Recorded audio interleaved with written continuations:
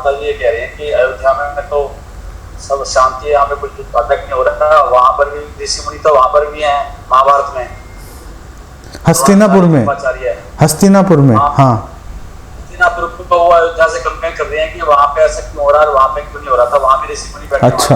अच्छा, ओके। तो जो ऋषि मुनि इत्यादि हैं वो तो हस्तिनापुर में भी थे,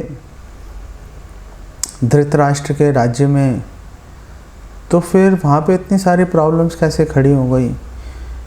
महाराज दशरथ के यहाँ भी थे, चलो वशिष्ठ मुनि, लेकिन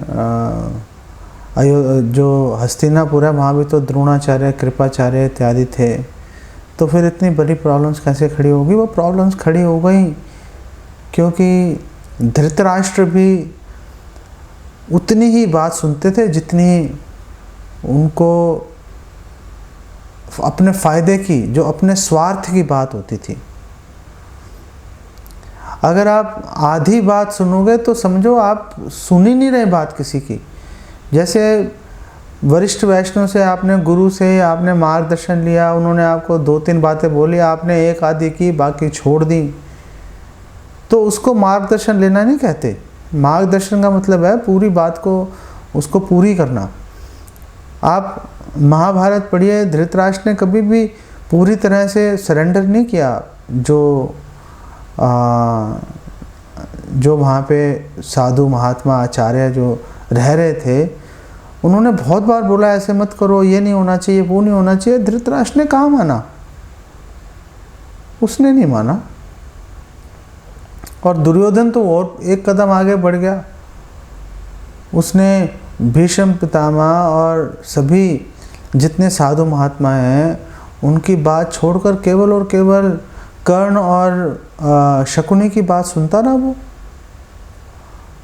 और अगर हम लोग अगर अपनी मन मर्जी से चलेंगे, यह शास्त्र विधिम उत्सृज्य वर्तते कामकारता न स सुखम अवाप्नोति न स सिद्धिम अवाप्नोति न सुखम न पराम गतिम।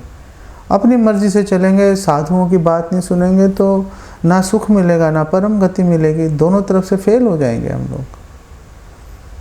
यही दुर्योधन और उसके सारे भाइयों के साथ, धृतराष्ट्र के साथ हुआ।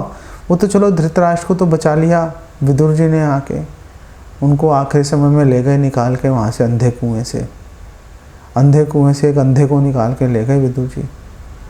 लेकिन सारी प्रॉब्लम्स वहाँ पे इसीलिए आई ना, क्योंकि उनकी बात को पूरी नहीं सुन रहे थे। वो जो बात अच्छी लगती थी, अपने मतलब की होती थी, ले लेते थे। जो बात अपने मतलब की नहीं होती थी, जो उनको लगता था नहीं हम ऐसा करना नहीं चाहते, उसको छोड़ देते थे वो।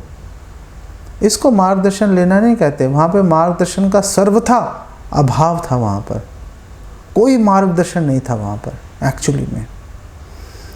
और यही बात हमें अपने जीवन में देखनी पड़ेगी कि क्या हम लोग मार्गदर्शन पूरा ले रहे हैं या अपनी मर्जी से पिक एंड चूज़ कर रहे हैं, ये ले लेते हैं ये छोड़ देते हैं, ये ले लेते हैं ये छोड़ देते हैं। तो फिर हम लोग महाराज दशरथ के अनुयायी ना बन के दुर्योधन बन जाएंगे फिर हम। और फिर दोनों का जो उनके जीवन में जो दुख आए, दुर्योधन के और महाराज दशरथ का जो यश है, वही हमारी नियति भी बनेगी अगर हम पूरी तरह से शरण लेंगे, भक्तों की, उनके कहने के अनुसार जीवन चलाएंगे। तो जैसे महाराज दशरथ यशस्वी हैं, उनका यश फैला हुआ है, ऐसे हमारा भी यश फैलेगा। अगर हम दुर्योधन की तरह कुछ सुनेंगे कुछ अनसुना कर देंगे तो फिर ना तो हमारा कल्याण ही होगा, ना ही कोई हमारे बारे में कोई गंभीरता से हमारे बारे में कोई बात करेगा। ठीक है।